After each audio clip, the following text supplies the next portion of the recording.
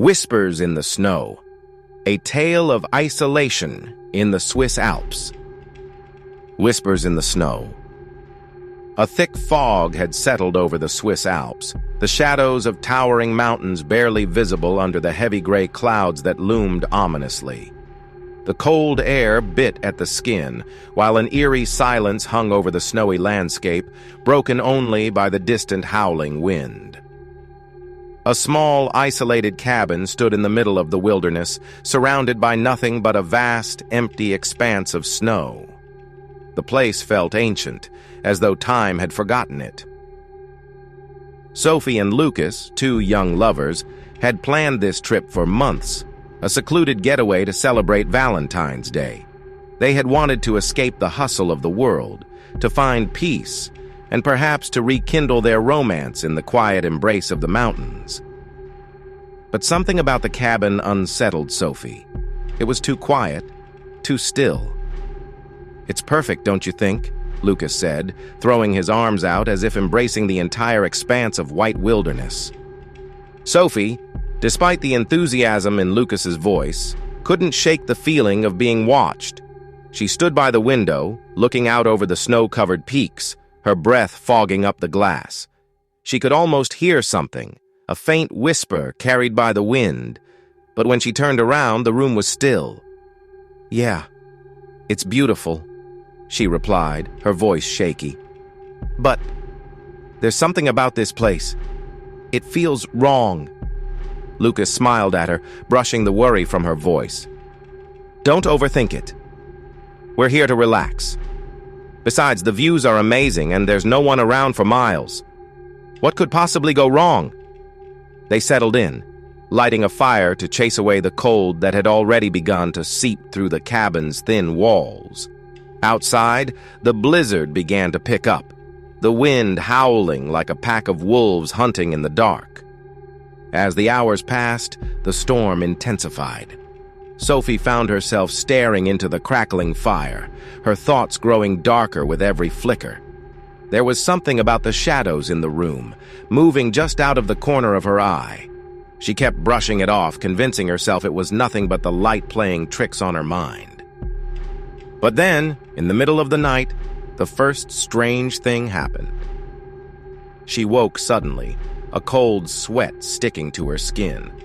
The wind outside had become deafening, a constant roar against the cabin walls, but something felt different. It was like a weight pressing down on her chest. She turned to Lucas, who was still asleep beside her, his breathing steady and calm. But then she heard it, the sound of footsteps crunching in the snow, slow and deliberate, like someone was walking right outside the cabin. Her heart raced. She got up from the bed, her feet barely making a sound on the old wooden floor. She tiptoed to the window and pulled the curtains aside, her breath caught in her throat. In the snow, just beyond the cabin, there were footprints. Fresh, deep impressions in the snow that led from the forest to the cabin door. But that wasn't what made Sophie's blood run cold. No, it was the unmistakable trail of blood, red and dark against the pure white snow. It was as if someone had been dragged, leaving a path of crimson behind them. Her pulse hammered in her ears, and she turned to look at Lucas. Her voice was a desperate whisper. "Lucas, wake up. Something's wrong." But when she turned back to the window, the footprints were gone. A cold shiver ran down Sophie's spine. She looked at Lucas, still fast asleep, his face peaceful and unaware of the nightmare unfolding around them. She tried to wake him, shaking his shoulder, but he didn't stir. A terrifying thought gripped her. What if he wasn't asleep at all? What if he was something else? But before she could entertain the thought, a loud thump echoed through the cabin, followed by the sound of something scraping against the door. Sophie froze in place, her breath catching in her throat. The sound was unmistakable. It was as if someone was trying to force their way inside. Lucas stirred this time, sitting up groggily. "What was that?" he asked, his voice rough with sleep. "Did you hear something?" Before Sophie could answer, the door rattled violently, as if someone or something was trying to break through. Sophie rushed to the door, her hand hovering over the cold handle. "Who's there?" she called out, her voice trembling with fear. The wind howled louder, and the door shook harder as though it was about to give way. Suddenly, a sharp, almost deafening noise echoed through the cabin, like a blood-curdling scream that seemed to come from all around them. Lucas grabbed Sophie's hand, pulling her back. "Get away from the door. This isn't right." But Sophie couldn't move. Something outside was calling to her, a voice that sounded so familiar, so warm. It was a whisper, soft and inviting, but there was a darkness lurking beneath the surface. "Sophie, come outside." Before she could respond, the door creaked open on its own. The howling wind roared in, carrying with it the scent of decay, the promise of death. A shadow lingered in the doorway, its outline barely visible against the storm's fury. It was tall, its figure distorted, like it didn't belong in the world. Sophie wanted to scream, but her voice was stolen by the cold air pressing in. She stumbled backward, but Lucas gripped her arm with an iron-like hold. "We need to leave now!" he shouted, dragging her toward the back door. But as they made their way toward the exit, the cabin itself seemed to come alive, the wooden beams groaning in protest, as if the very structure was rejecting them. The whispering grew louder, more insistent. "Sophie." "Lucas, you cannot leave." They made it outside, but the snowstorm had become a blinding whiteout. The wind stung their faces as they stumbled through the snow, but the feeling of being watched was overwhelming, and that's when they saw it. More footprints, leading toward them, as though someone had been walking just behind them the entire time. Suddenly, Sophie's foot caught on something, and she fell face first into the snow. She looked up, her heart pounding in her chest. There, standing directly in front of her, was a figure. Its face twisted in an agonizing grin, its eyes empty pits of darkness. The shadow loomed over her, and its voice rasped through the wind. "You belong to me forever." The last thing Sophie heard before everything went black was Lucas's scream. Then, silence. Days later, a rescue team arrived at the cabin. The storm had passed and the snow had settled, leaving the area eerily calm. They found the cabin door wide open, the inside a frozen tomb. The fireplace had long since gone cold and the place was empty. No sign of Sophie or Lucas remained. But as they examined the cabin, they found a message scrawled on the wall in what appeared to be blood.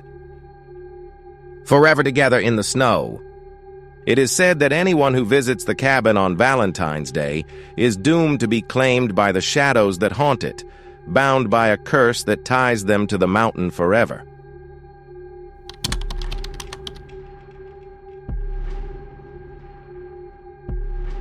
The Mystery of Hotel Steinberg, a tale of the Mountain of Death. Amidst the dense forests and snow-covered mountains of Switzerland, Hotel Steinberg stood as an ancient structure lost in the dust of time. It was said that this hotel was built in the 18th century by a wealthy German family, but one night, the entire family mysteriously disappeared without a trace. Since then, the place had been known as the Mountain of Death. I, Ahmed, a software engineer, had to travel to Zurich for a project. The locals advised me to stay away from Hotel Steinberg, but I dismissed their warnings as mere superstition. As soon as I entered the hotel's lobby, a suffocating heaviness surrounded me. The old portraits hanging on the walls seemed to stare at me with hollow eyes. At the reception stood an elderly concierge whose eyes were clouded and his hands trembled. Handing me the key to room number 13, he murmured, "Keep the door locked at night, no matter how hard someone knocks." Upon entering the room, I felt an eerie chill, colder than even the freezing wind outside. Behind the wardrobe, I found an old journal. On its last page, a haunting message was scrawled. "They have arrived. They will take me away. That night, as I switched off the lights, a faint whisper echoed from behind the walls. Someone was calling my name. I convinced myself it was just exhaustion. But when the clock struck midnight, the room's temperature suddenly dropped to freezing. My breath turned to mist. Then a terrifying sound filled the air, the scraping of metal chains being dragged across the floor. I woke up abruptly, feeling something wet and cold grip my wrist from under the bed. Screaming, I leaped out of bed. A burning red mark had formed on my wrist as if seared by hot coal. I ran to the window only to find the outside engulfed in a thick, unnatural fog. Suddenly, on the frosted glass, something began tracing lines with unseen fingers, and then a face appeared. It was a woman's face, but she had no eyes, only hollow, bloodied sockets. Her lips moved. "Let me go, or you will be trapped here forever." The next morning, I asked one of the hotel staff, "Who used to stay in room number 13? The woman began trembling violently. "That room is never opened. Everyone who stayed there before you vanished." Determined to uncover the truth, I ventured into the hotel's basement, where I discovered an old box filled with records. Among them was a photograph. The same elderly concierge, but much younger, standing with a happy family. On the back of the photo, a chilling note was written. "We are the Steinberg family, suffering for our sins." That night, I made a fateful decision to explore the basement further. Rusted stairs led to a dark tunnel. At the tunnel's end was a room with 13 chairs. On each chair sat a corpse, decayed, their faces disfigured, black sludge dripping from their mouths. Then I turned around, and there he was, the old concierge, now young again, his eyes black voids. "You have seen our secret," he shrieked. "Now you will become one of us." I ran towards my room, but the hotel's walls bled. Doors and windows vanished. Rotting hands emerged from the walls. The corpses from the basement crawled toward me. One of them grabbed my throat. I felt my breath slipping away. A voice echoed, "You entered our home. Now you will stay forever." The next morning, police found my belongings outside the hotel, but I was missing. My phone was still recording. In the video, I could see myself, bound to the room's wall. A gaping hole in my stomach from which worms crawled. At the end of the footage, the eyeless woman appeared in the window. She smiled and whispered, "Now you are one of us."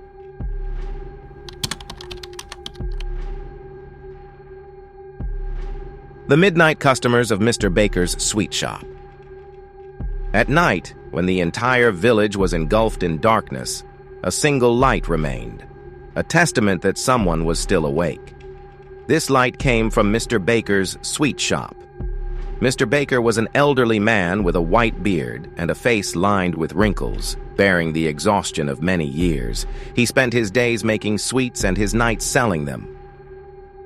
But the strangest thing was that every night, after midnight, when the villagers were deep in sleep, his shop would receive some eerie customers, two mysterious masked figures who always arrived in a decayed old carriage and left with large quantities of sweets. This had been happening for years. The villagers often wondered how Mr. Baker had become so wealthy. His house was far grander than the rest, but he never revealed the secret of his fortune. People searched for the truth in his words, but they never found anything. One night, a group of young men from the village decided to hide near Mr. Baker's shop and witness what truly happened. As the clock struck midnight, an unusual chill filled the air. A strange black mist gathered near the shop, and in the distance, the sound of horse hooves echoed through the silence.